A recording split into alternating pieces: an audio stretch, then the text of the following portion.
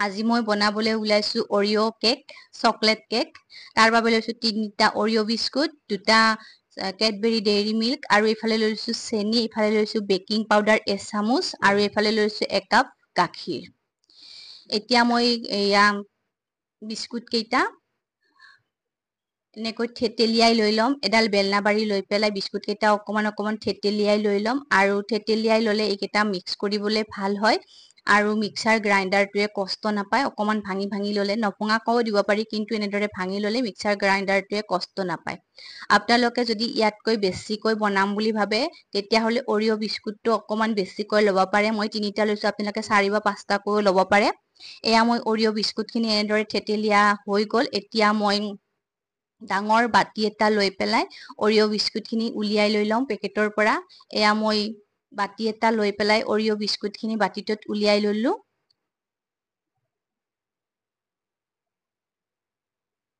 এয়া মই বিস্কুটখিনি বাটিটোত উলিয়াই লৈছো এতিয়া মই মিক্সাৰ জাৰ এটা লৈছো মিক্সাৰ জাৰটো লৈ পেলাই এইখিনি এটা পাউডাৰ ফৰ্মত লৈ লম এয়া বিস্কুটখিনি মই পাউডাৰ ফৰ্মত আনিলো এয়া মই একেবাৰে মিহি কৰি পেলাইছো একেবাৰে পাউডাৰ হৈ গৈছে অৰিঅ বিস্কুটৰ পাউডাৰ এয়া মই গুটিখিনি বাটিটোত ঢালি লৈছো এতিয়া মই কেডবেৰী ডেইৰী মিল্ক এটা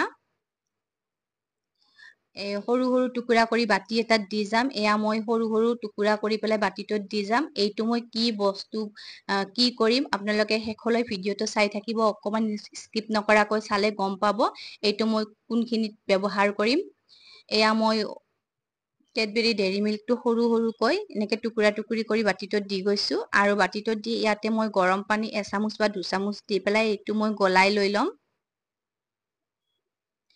ঠাণ্ডা পানী দিলে এইখিনি পটককে নগলে সেই কাৰণে ইয়াতে গৰম পানী ব্যৱহাৰ কৰিব ইয়াতে গৰম পানী ব্যৱহাৰ কৰিলে এইখিনি সোনকালে সফট হৈ যায় এয়া মই আনটো ডেইৰী মিল্কো হেনেদৰে আগৰ প্ৰসেছতে সৰুকৈ টুকুৰা কৰি দি যাম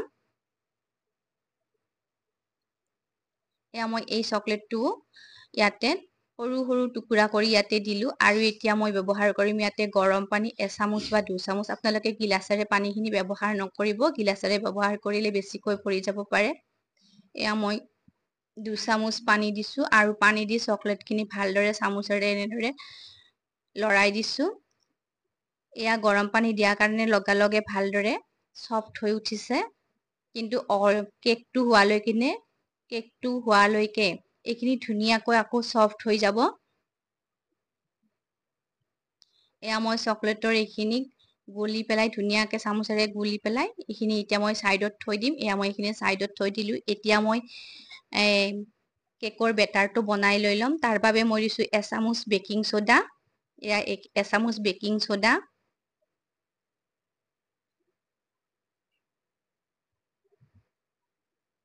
2 চামুচ চেনিৰ পাউডাৰ আপোনালোকে চেনিৰ ব্যৱহাৰ বেছিকৈ কৰিব পাৰে ইয়াতকৈ বেছি মিঠা ভাল পালে কাৰণ বিস্কুটত মিঠা থাকেই সেই কাৰণে চেনি বেছিকৈ ব্যৱহাৰ নকৰিলেও হয় এইখিনি বেকিং সোডা আৰু চেনিৰ পাউডাৰখিনি দি পেলাই ভালদৰে মই বেটাৰটো মিক্স কৰি লৈছো মিক্স কৰি নললে এইখিনি কোনোবা ফালে থাকি যাব কোনোবা ফালে নালাগিব সেই কাৰণে এইখিনি ধুনীয়াকৈ প্ৰথমতে মই বেকিং সোডা আৰু চেনিখিনি দি পেলাই বেটাৰটো ধুনীয়াকৈ মিক্স কৰি লৈছো এতিয়া মই গাখীৰ দিছো গাখীৰো মই ইয়াতে চামুচেৰে ব্যৱহাৰ কৰিম একেবাৰে ঢালি দিলে এই বেটাৰটো পনিয়া হৈ যাব পাৰে এয়া মই 3-4 চামুচ মান গাখীৰ দি ভালদৰে লৰাই দিছো কিন্তু এইটো 3 চামুচ মান হোৱা নাই গাখীৰ প্ৰয়োজন অনুভৱ কৰিলে আপোনালোকে ইয়াতে ঢালি থাকিব পাৰিব এয়া মোৰ গাখীৰ আকৌ লাগিব সেই কাৰণে মই ইয়াতে আকৌ অকমান গাখীৰ ঢালি দিছো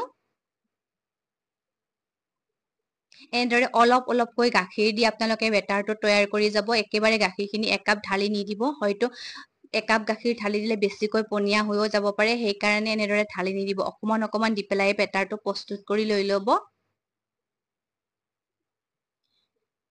এয়া মোৰ অৰিঅ কেকৰ বেটাৰটো সম্পূৰ্ণ ৰেডি হৈ গৈছে আৰু আপোনালোকে যদি অকমান টাইট অনুভৱ কৰে তেতিয়াহলে আকৌ অকমান গাখীৰ 1 চামুচ বা 2 চামুচ গাখীৰ দি এই বেটাৰটো ধুনীয়াকৈ পনিয়া কৰি লৈ ল'ব পাৰে মই কোনটো কনসিস্টেন্সিত ৰাখিম আপোনালোকক প্ৰথম দেখুৱাই দিম এই বেটাৰটো আপোনালোকে চাই যাব এয়া এইখিনি অকমান সময় মই ৰেষ্টৰ বাবে দি দিছো এইখিনি ৰেষ্ট হয় মানে মই আহিছো গেছৰ ফালে গেছত এটা মই কুকাৰ ডাঙৰ কুকাৰ উঠাই দিছো আৰু ইয়াতে দি দিছো নিমখ এবাটি। এইখিনি প্ৰিহিট হ'বৰ বাবে মই এতিয়া থৈ দিম এনেদৰে। আপোনালোকে ইচ্ছা কৰিলে এই কেকটো কেৰাহীটো বনাই ল'ব পাৰে। মোৰ তাতে ডাঙৰ কুকাৰ এটা আছিল, সেইকাৰণে মই কুকাৰটোতে বনাম আৰু কুকাৰটোত বনালে অকমান সোনকালেও বস্তুটো সিজি উঠে। এই কুকাৰটো মই এতিয়া প্ৰিহিট হ'বৰ বাবে গেছতে এনেদৰে উঠাই থৈ দিছো।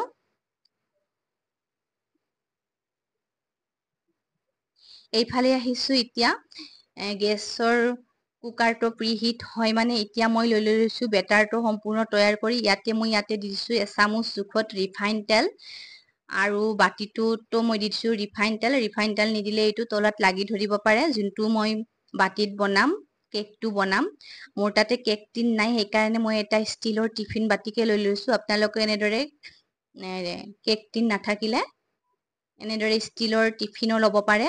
এয়া মই টিফিন বাতিটো ধুনীয়াকে অইলি কৰি লৈ লৈছো। চাৰিওফালে হাতেৰে অইলটো সানি লৈ লৈছো। ব্ৰাছ থাকিলে ব্ৰাছেৰেও সানি ল'ব পাৰে। মোৰ তাতে ব্ৰাছ নাছিল, সেইকাৰণে মই হাতেৰে ধুনীয়াকৈ সানি লৈ এখন মই কাগজ তলত পাৰি দিছো। এনেদৰে কাগজখন ধুনীয়াকৈ পাৰি বহাই দিছো হাতেৰে টিপি টিপি। এতিয়া মই বেটাৰটো সম্পূৰ্ণ এনেদৰে লৰাই দিম। এয়া মই বেটাৰটো অকমান টাইট যেন লাগিছে, তাৰমানে গাখীৰখিনি বেটাৰটোৱে টানি লৈ গৈছে। এতিয়া মই ইয়াতে আকৌ অকমান গাখীৰ এড কৰিম। এয়া মই অকমান গাখীৰ আকৌ এড কৰিছো। এইখিনি এয়া একাপ গাখীৰৰ অকমানহে ৰৈছে, একাপ গাখীৰে সম্পূৰ্ণ ইয়াতে লাগিছে। এয়া মই বেটাৰটো সম্পূৰ্ণ পনীয়া কৰি লৈ লৈছো। এয়া দেখিছে ইমানখিনি কনচেনট্ৰেঞ্চিত লাগিব। আৰু এতিয়া মই চামুচেৰে ধুনীয়াকৈ এনেদৰে ঘটি আছো। ঘটি ইয়াতে থকা ইয়াৰ হেৰিটো ধুনীয়াকৈ বনাই ল'ব লাগিব এনেদৰে। এয়া দেখিছেনে ইমান ধুনীয়াকৈ এইটো পৰ্যায়লৈকে আনিব লাগিব, মানে বেছি টাইটো হ'ব নালাগিব আৰু বেছি ঢিলাও হ'ব নালাগিব। এইটো পৰ্যায়ত আনি মই এতিয়া বেটাৰটো সম্পূৰ্ণ ৰেডি কৰি লৈ ললো।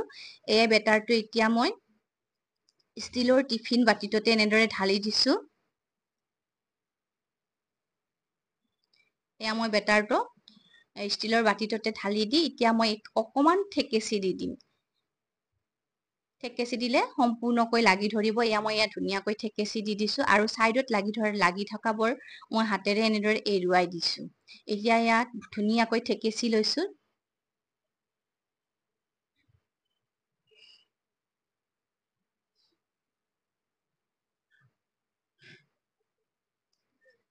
এয়া মোৰ গেছত থকা কুকাৰটো প্ৰিহিট হৈ গৈছে। এতিয়া মই ইয়াতে এডাল ষ্টেণ্ড ব্যৱহাৰ কৰিম।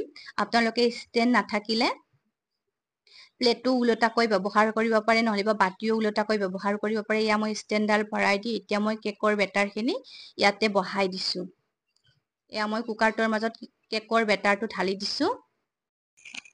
এয়া মই কেকৰ বেটাৰটো বহাই দি কুকাৰৰ ঢাকনিখন লগাই দিছো। কুকাৰৰ ঢাকনিখন লগাই দিছো, কিন্তু হুইচেলটো লগাই দিয়া নাই। হুইচেলটো আপোনালোকে লগাই নিদিব। এয়া মই কুকাৰৰ ঢাকনিখন লগাই দিছো আৰু এতিয়া মই 5 মিনিট মান সময় পিছত কিমানখিনি সিজিছে ঢাকনিখন গুচাই চাই লৈছো। এয়া আধা সিজা হৈছে। সম্পূৰ্ণ সিজিবলৈ আকৌ অকমান সময় আছে। আকৌ ঢাকনিখন লগাই দি আকৌ মই সিজিবলৈ দিছো। এয়া ঢাকনিখন লগাই দিছো। এতিয়া মই 5ৰ পৰা 10 মিনিট সময় অপেক্ষা কৰিব লাগিব কেকটো হ'বৰ বাবে। এয়া মই 5ৰ পৰা 10 মিনিট সময় হৈ গ'ল। আকৌ মই ঢাকনিখন উঠাই চাইছো আৰু এখন চুৰিৰে মই কেকৰ মাজত সুমুৱাই দি চাই লৈছো কেকটো সিজিছে নে নাই। এয়া কেকটো সম্পূৰ্ণ ৰেডি হৈ গৈছে। চুৰিখনত অকমানো কেক লাগি অহা নাই, তাৰমানে কেকটো সম্পূৰ্ণ ৰেডি হৈ গৈছে। এয়া 5 মিনিট মান সময় ঠাণ্ডা হ'বলৈ দিছো। এয়া ঠাণ্ডা হোৱাৰ পাছত কেকটো মই উলিয়াই আনিছো আৰু এতিয়া মই কেকটো এখন প্লেটত এনেদৰে উলিয়াই লৈ ল'ম। এয়া দেখিছেনে ইমান ধুনীয়াকৈ কেকটো হৈ গৈছে, অকমানো ফাটি উঠা নাই। আৰু এতিয়া মই এই কেকটো প্লেট এখনত এনেদৰে উলিয়াই লৈ ল'ম।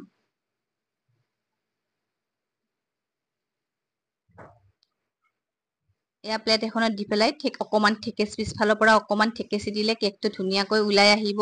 এয়া দেখিছেনে পিছফালৰ পৰা অকমান থেকেচি দিয়াৰ লগে লগে ধুনীয়াকৈ কেকটো ওলাই আহিছে আৰু এতিয়া মই তলফালে দিয়া কাগজখন এনেদৰে এৰুৱাই দিছো। এয়া ধুনীয়াকৈ এৰ খাই আহিছে। এয়া কেকটো সম্পূৰ্ণ মোৰ ৰেডি হৈ গৈছে। দেখিছেনে ইমান ধুনীয়া হৈছে। আপোনালোকে এনেদৰে চকলেট কেক ঘৰতে বনাই আপোনালোকৰ ল'ৰা ছোৱালীক খুৱাব পাৰে। দোকানৰ পৰা কিনি অনা কেকতকৈ ঘৰত বনোৱা কেকটো বেছি হেলথি হয়। সেইকাৰণে আপোনালোকে যদি আপোনালোকৰ ল'ৰা ছোৱালীক কেক খুৱাবৰ মন যায় 5 মিনিট সময়ৰ ভিতৰতে হৈ যায় আৰু এনেদৰে কেক বনাবলৈ বহুতেই ইজি হয়। আপোনালোকে আপোনালোকৰ ল'ৰা ছোৱালীক এনেদৰে পৰিৱেশন কৰিব পাৰে। এয়া কেকটো মোৰ সম্পূৰ্ণ ৰেডি হৈ গৈছে।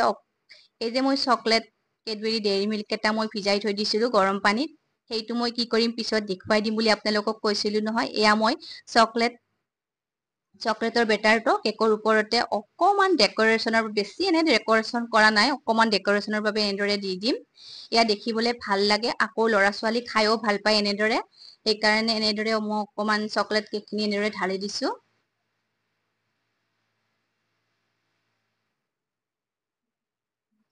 এই কেকটো আপোনালোকে ইচ্ছা কৰি ডেকৰেশ্যন নকৰাকৈও খাব পাৰে। মই অকমান এনেদৰে দেখিবৰ ভাল লাগিবৰ কাৰণে অকমান এনেদৰে ডেকৰেশ্যন কৰি দিছো।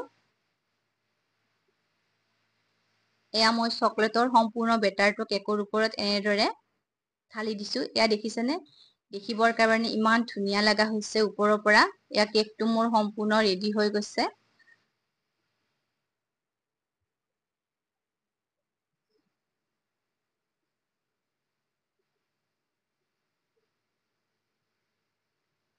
এতিয়া মই কেকৰ ওপৰত আৰু অকমান ডেকৰেশ্যন কৰিম। এয়া মই অৰিঅ' বিস্কুট এখন প্ৰথমতে ইয়াতে দি দিছো। এয়া অৰিঅ' বিস্কুটৰ থকা মাজত ক্ৰীমখিনি চাৰিওফালে এখন এখনকৈ বহাই দিছো।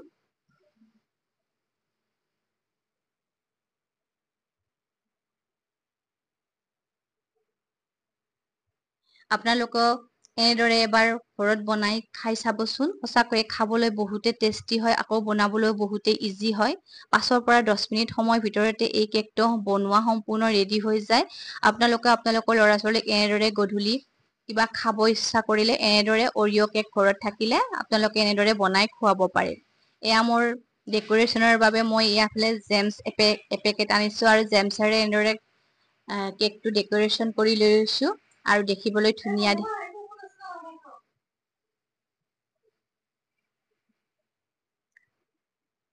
মই বনোৱা ধৰণে আপোনালোকে এনেদৰে কেকটো বনাই চাব আৰু বনাই চাই খাই পাই কমেন্ট কৰি জনাবলৈ নাপাহৰিব কেনেকুৱা পালে। এয়া মোৰ কেকটো সম্পূৰ্ণ ৰেডি হৈ গৈছে। এয়া মই আপোনালোকক চাৰিওফালে ঘূৰাই ঘূৰাই দেখুৱাই দিছো। এয়া কেকটো সম্পূৰ্ণ ৰেডি হৈ গ'ল। এই কেকটো আপোনালোকে গধূলি ল'ৰা ছোৱালীক নহলে চাহৰ লগত, ৰাতিপুৱা চাহৰ লগতো পৰিৱেশন কৰিব পাৰে। এনেদৰে বনাই এবাৰ ট্ৰাই কৰি চাবচোন। সঁচাকৈয়ে খাবলৈ বহুতে টেষ্টি হয় আৰু বনাবলৈও বহুতে ইজি হয়। আপোনালোকক ওচৰৰ পৰা অকমান দেখুৱাই দিছো। এয়া মই ওচৰৰ পৰা একেবাৰে দেখুৱাই দিছো। কেকটো সম্পূৰ্ণ ৰেডি হৈ গৈছে। অৰিঅ' চকলেট কেক সম্পূৰ্ণ ৰেডি আৰু আপোনালোকে এনেদৰে এনজয় কৰক গধূলি চাহৰ লগত।